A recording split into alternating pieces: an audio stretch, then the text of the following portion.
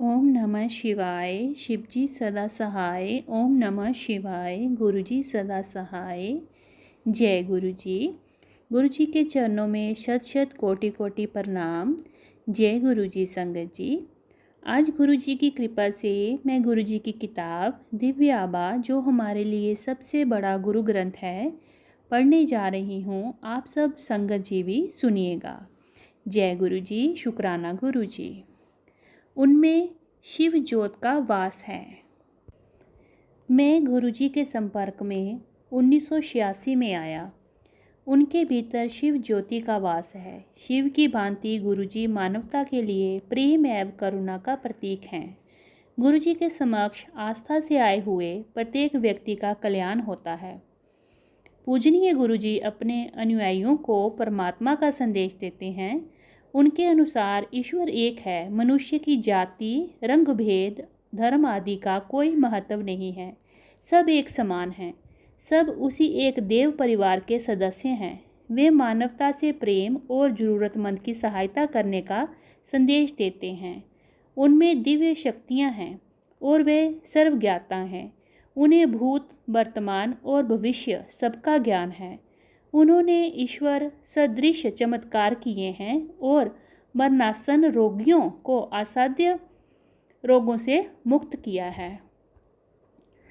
सर्वत्र कृपा।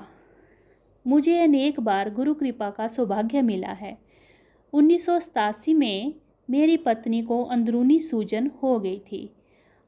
असाध्यता रोकने के लिए चिकित्सकों ने तुरंत शल्य क्रिया का सुझाव दिया। हम शल्य क्रिया की सफलता के लिए गुरुजी के पास पहुँचे और उन्हें रोग एवं चिकित्सकों के परामर्श के बारे में बताया। गुरुजी ने उसे अमृत देकर कहा कि शल्य क्रिया की कोई आवश्यकता नहीं है। गुरुजी में निष्ठा होने के कारण हमने शल्य क्रिया नहीं करवाई। 2 वर्ष के उपरांत एक दिन मेरी पत्नी को बहुत पेट दर्द हुआ। चंडीगढ़ के सर्वोत्तम चिकित्सालय द्वारा परीक्षण में सूजन का कोई परिणाम नहीं था। वे केवल उदर शूल था। गुरुजी 2 स्थानों पर एक साथ। 1992 में मेरी माँ बहुत बीमार हो गई और चेतना खो बैठी थी। 95 वर्ष की आयु में उनके जीवित रहने की संभावना बहुत कम थी। 28 फरवरी को जब मैं अपनी माँ के कष्टों को नहीं देख पा रहा था, मैंने मन ही मन गुरुजी से, जो उस समय जालंधर में थे, आकर उनको शांति देने के लिए प्रार्थना करी। उस समय सांझ के 6:30 बज रहे थे। मेरी प्रार्थना करने के कुछ ही क्षण बाद गुरुजी ने सामने के द्वार से, जो अंदर से बंद था, प्रवेश किया। हम उनको देखकर आश्चर्यचकित थे। गुरुजी ने मेरी पत्नी को एक गिलास में जल लाने को कहा, जिसे उन्होंने अभिमंत्रित किया। उन्होंने माँ को 2 चम्मच जल पिलाने को कहा और बताया कि वह अर्धरात्रि में 2 बजे तक जीवित रहेंगी। गुरुजी फिर 10 मिनट तक बाहर नहीं आने का निर्देश देकर चले गए। उस अंतराल के बाद हमने बाहर आकर पुलिस द्वारा नियुक्त पहरेदार से गुरुजी के बारे में पूछा तो उसने अनभिज्ञता व्यक्त करी। उसके अनुसार कोई भी अंदर नहीं गया था। मैंने तुरंत जालंधर फ़ोन किया तो मुझे बताया गया कि वह तो उस समय जालंधर में संगत में बैठे हुए थे। उसके बाद हमने माँ को जल पिलाया और गुरुजी के कहे अनुसार रात को 2 बजे उन्हें मोक्ष प्राप्ति हुई। अतः गुरुजी एक ही समय 2 स्थानों पर थे, जालंधर में, संगत में और हमारे घर पर। शिव दर्शन। मेरी पुत्री भी गुरुजी की भक्त है। 1998 में गुरुजी चंडीगढ़ के सेक्टर 33 में रहते थे।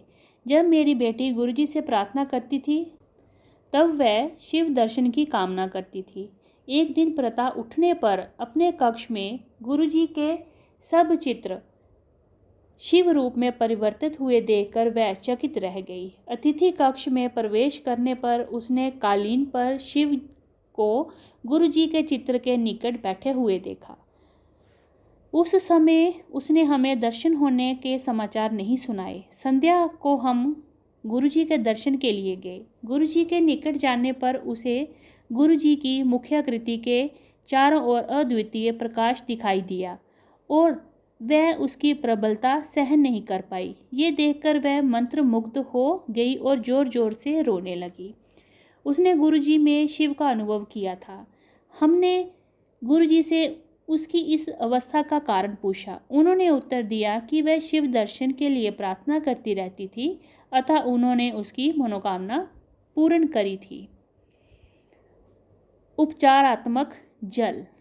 28 अप्रैल 1998 को स्नान कक्ष में गिरने के कारण मेरी 3 पसलियां टूट गई।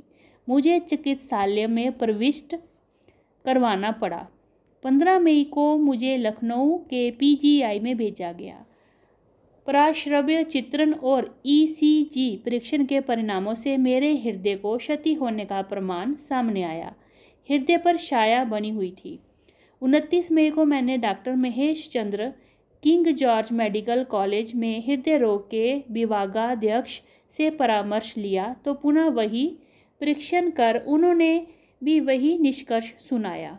2 जून को मैं गुरुजी के दर्शन हेतु दिल्ली आया। मैंने उनको चिकित्सकों के निर्णय से अवगत किया तो उन्होंने एक गिलास जल मंगाकर मुझे अपनी कमीज के बटन खोलने को कहा। उन्होंने गिलास के जल से मेरे वक्षस्थल पर छींटे मारे और मुझे स्वस्थ घोषित कर दिया। साथ ही उन्होंने पुनः परीक्षण करवाने का निर्देश भी दिया।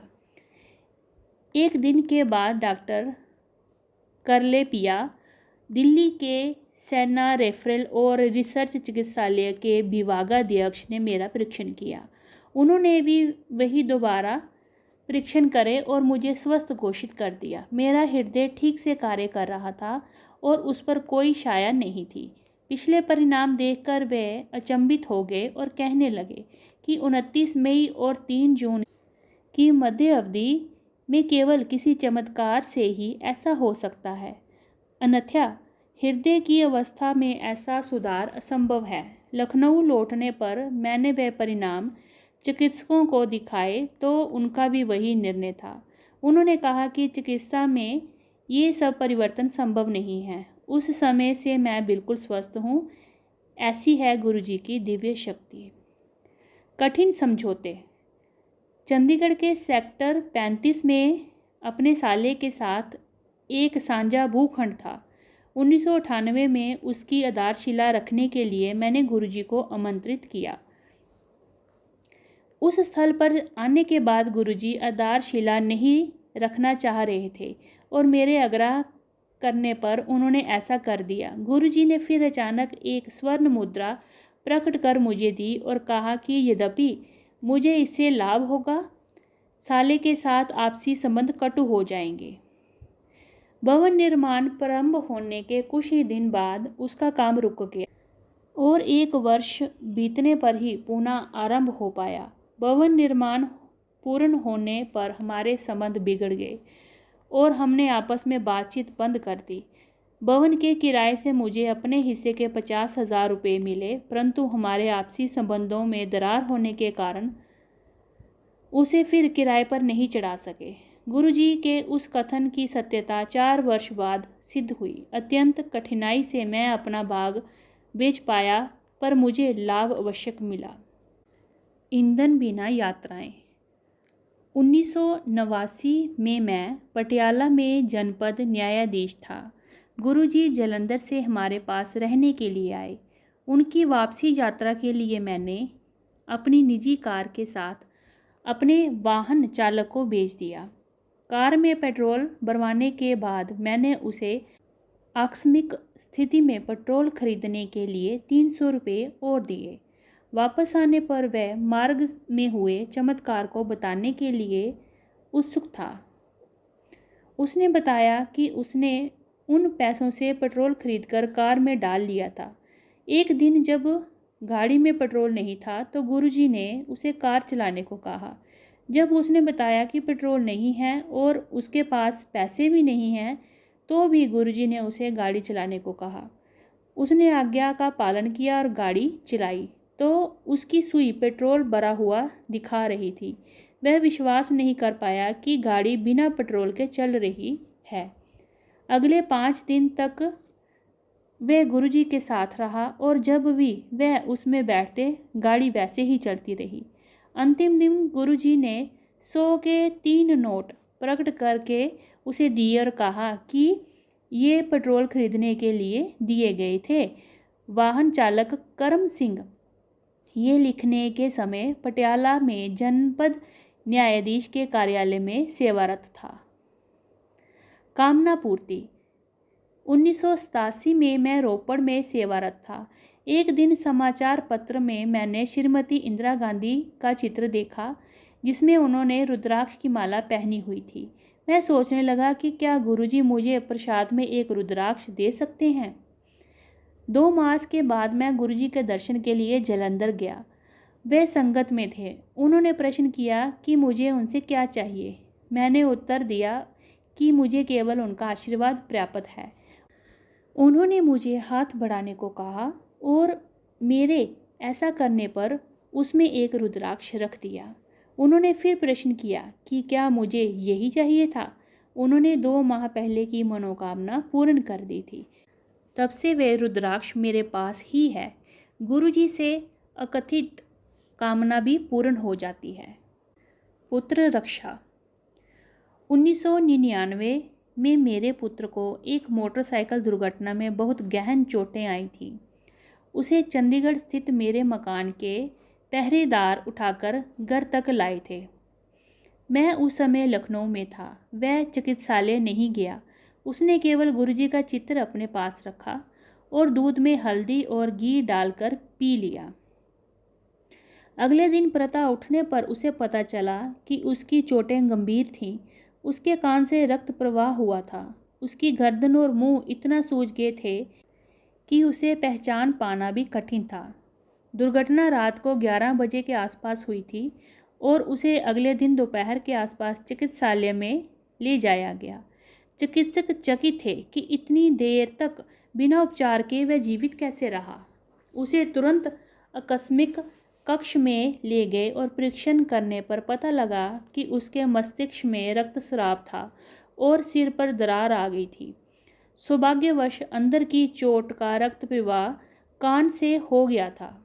चिकित्सक तुरंत शल्य क्रिया करवाने को कह रहे थे, पर उसने अगले दिन दोपहर में हमारे लखनऊ से लौटने की प्रतीक्षा करी। मार्ग में मैंने गुरुजी से संपर्क स्थापित कर उनको दुर्घटना के बारे में बताया तो उन्होंने अपने आशीर्वाद का आश्वासन दिया। इस अवधि में मेरे पुत्र की निकटता से देख रेख होती रही। गुरुजी की कृपा से उसे शल्य क्रिया की आवश्यकता नहीं हुई, किंतु उसके मुख पर पक्षाघात हो गया। गुरुजी ने एक अभिमंत्रित लोटा भेजा और उसका जल उसको देने को कहा। उसको जल देते ही उसमें सुधार होने लगा। चिकित्सकों का विस्मित करने के लिए उसका लकवा 2 दिन में ही ठीक हो गया। मेरे बेटे को चिकित्सालय से घर भेज दिया गया और कुछ ही दिन में वह पूर्ण स्वस्थ हो गया। बाद में किए गए परीक्षणों में उसके सिर पर कोई दरार या मस्तिष्क में चोट दिखाई नहीं दी। मेरा बेटा उस समय से बिल्कुल स्वस्थ है। गुरुजी की उपचार शक्ति अद्वितीय है। उन्होंने मेरे पुत्र को शिव रूप में दर्शन देकर भी उसे आशीर्वाद दिया है।